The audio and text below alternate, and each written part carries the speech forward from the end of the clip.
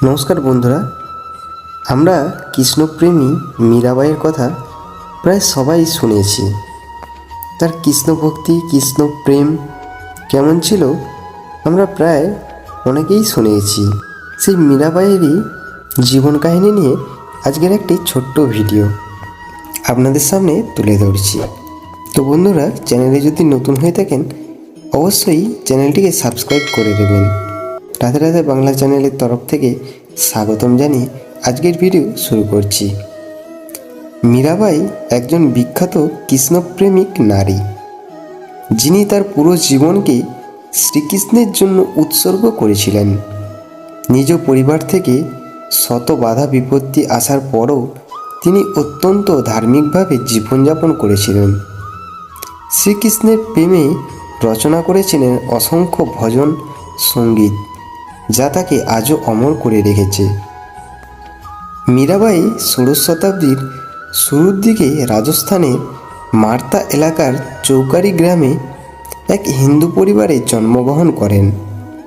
তার বাবা রতন সিং ছিলেন যোধপুরের প্রতিষ্ঠাতা রাও রাথোরের বংশধর।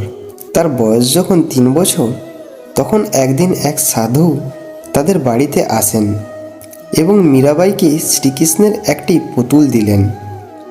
তার বাবা মনে করলেন মীরাবাই কৃষ্ণের পূজা করতে পারবে না, সুতরাং তাকে পুতুলটি দেওয়া ঠিক হবে না। কিন্তু দেখা গেল মীরাবাই কৃষ্ণের পুতুলটি পাওয়ার জন্য শক্ত বায়না ধরল, এমনকি সে খাওয়া দাওয়া বন্ধ করে দিল। এভাবে এক সময় শ্রীকৃষ্ণের প্রেমে পড়ে যান মীরাবাই। শয়নে স্বপনে সে কৃষ্ণপ্রেমে বিভোর হয়ে গেল। সে কৃষ্ণকে তার সারা জীবনের বন্ধু বানিয়ে ফেলল। একদিন সে দেখল তার বাড়ির পাশে রাস্তা দিয়ে একটি বিয়ের বর কোণে নিয়ে বাড়ি যাচ্ছে।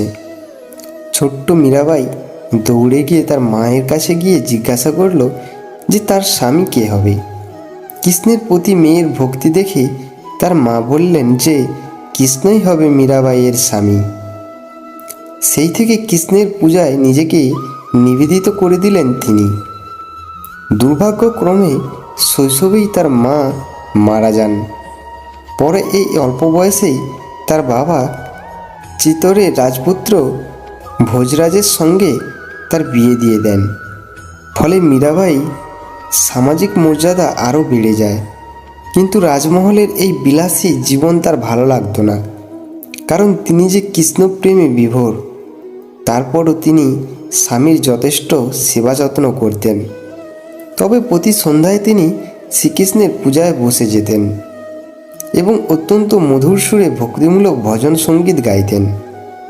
জানা যায় ভজন গাওয়ার সময় এতই ধ্যানমগ্ন হয়ে যেতেন যে তিনি চেতনা হারিয়ে ফেলতেন এবং গভীর মোহ ও কল্পনার রাজ্যে চলে যেতেন। এদিকে মীরাবাইয়ের ভজন সঙ্গীত শুনতে তার অনেক ভক্ত বাড়িতে চলে আসেন, কিন্তু তার শ্বশুর বাড়ির লোকজন মীরাবাইয়ের এই কৃষ্ণভক্তির আচরণ পছন্দ করত না। এ নিয়ে স্বামী ও পরিবারের অন্যদের সঙ্গে তার দ্বন্দ্ব লেগে যায়। তারপরও সে কৃষ্ণের পূজা বন্ধ করেনি। ধীরে ধীরে মীরাবাই কৃষ্ণভক্তি ও ভজন সঙ্গীতের প্রশংসা চারদিকে ছড়িয়ে পড়ে। একসময় তার সেই ভজন সঙ্গীতের প্রেমে পড়ে যান মুঘল সম্রাট আকবর। তিনি মীরাবাইয়ের পরিবারের সঙ্গে আকবরের চরম শত্রুতা, তাই তিনি তানসেনকে সঙ্গে নিয়ে ছদ্মবেশে মীরাবাইয়ের বাড়িতে যান। তার ভজন সঙ্গীত শুনে তিনি মীরাবাইয়ের চরণে এক অমূল্য মালা উপহার দেন। একজন মুসলমানের কাছ থেকে এমন উপহার নেওয়া তাকে আত্মহত্যা করার কথা বলেন তার স্বামী। স্বামীর আদেশ পালন করতে মীরাবাই নদীতে ঝাঁপ দিতে যান।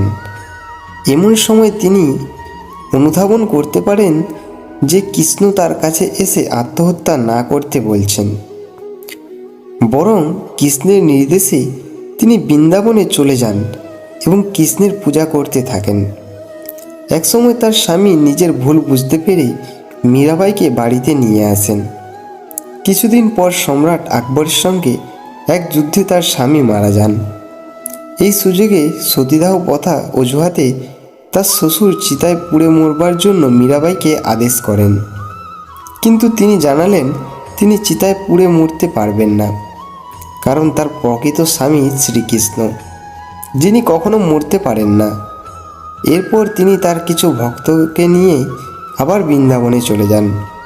সেখানে তার অনুসারীদের নিয়ে তিনি অত্যন্ত গভীর ভক্তির সঙ্গে কৃষ্ণের চরণে ভজন সঙ্গীত গাইতেন।